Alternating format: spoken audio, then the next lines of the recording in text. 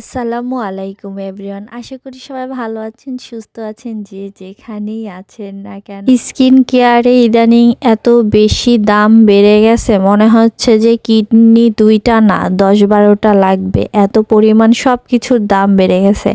আমি Korean product সেই 2012 কি 13 থেকে শুরু করেছি, একটা প্রোডাক্ট শুরু করেছিলাম, তখন সব কিছু একদম ব্যবহার করতাম না, বাট এখন ওই জিনিসগুলোই দাম 3 ডাবল 4 ডাবল হয়ে গেছে।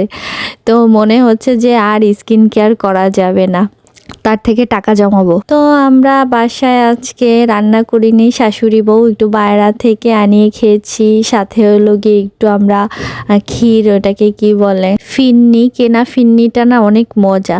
তো এগুলো খাওয়া দাওয়ার পরে বিকালবেলা খুব ইচ্ছা করতেছিল, আজকে রান্না বান্নার তো কোনো ছিল না, ঝামেলা ছিল না। তো বিকালবেলা বললাম যে চলো একটু বাইরে চা খাওয়াই নিয়ে আসো, কারণ এইখানের চাটা আমার কাছে খুবই মজা লাগে। তো চার সাথে সিঙ্গারা নিছি, জায়গা নাই পেটে, তারপরও 2টা আমি খাইলাম, দেখলাম খুবই মজা লাগতেছে। তো এইখানে একটু হাঁটাহাঁটি করলাম, একদম সূর্যাস্তটা দেখলাম, ভাল লাগতেছে। এই টাইমটায় নদী এবং সূর্য সব মিলিয়ে এত সুন্দর একটা ওয়েদার থাকে। আসলে যখন একটু শীত আসে মানে শীত আসে নাই পুরাপুরি, তার আগ মুহূর্তের ওয়েদারগুলো, আকাশটা খুবই সুন্দর থাকে। তো এইখানে অনেকক্ষণ ঘোরাঘুরি করলাম, এই ব্রিজটার উপরে না আমার অনেক বসার ইচ্ছা ছিল, তো কখনো সাহস পাই নাই। তো আজকে আবার জামাই হাত ধরে ধরে উঠায় দিল এবং অনেকক্ষণ বসেছিলাম, খুবই ভাল লাগতেছিল।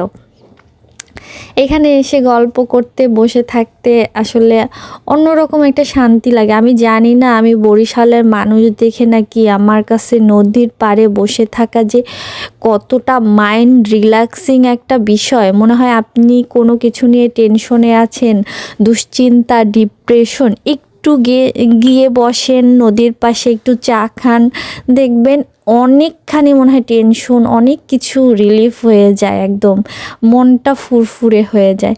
তো আকাশটা আমি জানি না এখানে ফোনে বোঝা যাচ্ছে কিনা, বাট এত সুন্দর লাগতেছিল আকাশটা, মানে গোধূলি বেলা বলে এটাকে, গোধূলি বেলার যে একটা সৌন্দর্য।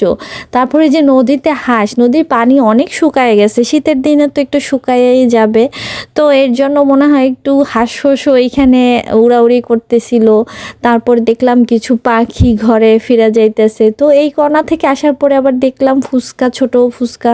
তো ছোট ফুচকা ছাড়া যায় না, পেট লোড থাকলেও ফুচকা বাদ দেওয়া যাবে না ভাই, একদম গলা পর্যন্ত থাকলেও গলার উপরে ফুচকা দেওয়া যায়, তাতে আর সমস্যা হয় না। তো আরও কিছুক্ষণ বসতে ইচ্ছা করতেছিল, বাট আমার হাজব্যান্ড বলল চলো চলো, আমাদের আর একটু কাজ আছে, শীতের সিজনের জন্য একটু ভারী ময়শ্চারাইজার লোশন টোশন কেনা লাগবে, আমার একটা কাজলও কেনা লাগবে। তো বললো চলো, তো ওইখানে আবার সময় লাগবে, তার থেকে আজানের আগেই আমরা বের হয়ে যাই। আমার এখান থেকে যেতেই মন চাচ্ছিল না, বাট আমার হাজবেন্ড সব সময় আজানের আগে আগে বাসায় যাওয়ার জন্য পাগল হয়ে যায়। বাসায় তো আর সে যাবে না, আমাকে ফালাই রেখে সে বাইরে যাবে। তারপর দোকানে এসে একটু কাজল টাজল দেখলাম, অনেক কিছু দেখলাম, নিলাম। তো তারপরে যে আমাদের বাসায় চলে আসছি, একটা হলো গিয়ে মুরগির ডিম আর একটা হলো গিয়ে কবুতরের ডিম। এগুলো কি বলুন তো, দেখতে মনে হচ্ছে না যে পুরা চকলেট, তো চকলেট না, এটা হলো গিয়ে তেঁতুল, তেঁতুল